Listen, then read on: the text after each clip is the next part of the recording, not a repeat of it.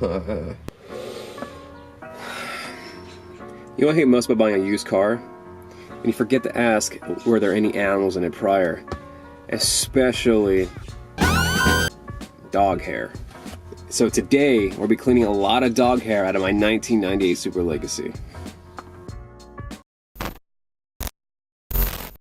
Any type of vacuum cleaner and this rubber brush. This is going to be the staple of removing all the dog hair in your car. Check the description below. You don't want to be cleaning dog hair with a nice pair of clothes.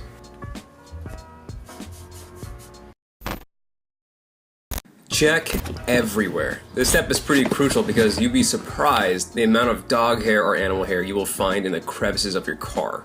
Because if you don't do this, dog hair does fly around when you're not paying attention. As you can see this panel here, I just cleaned the last episode. Within a day, there's already dog hair on it. Following the last step, clear your workspace. It's easier to move around with nothing in the way.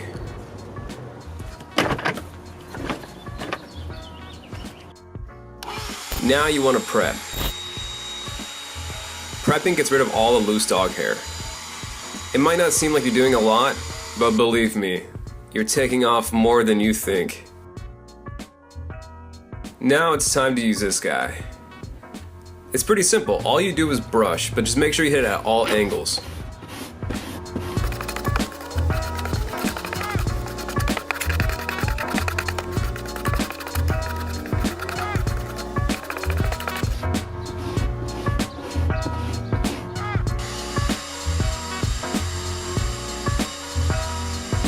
Also, PSA, do not forget to clean your brush.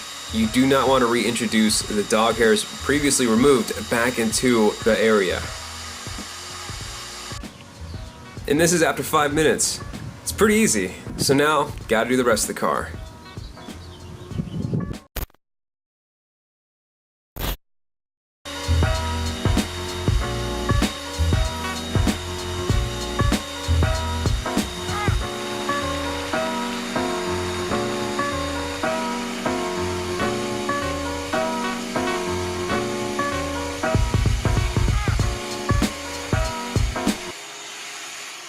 Sorry everyone, bye!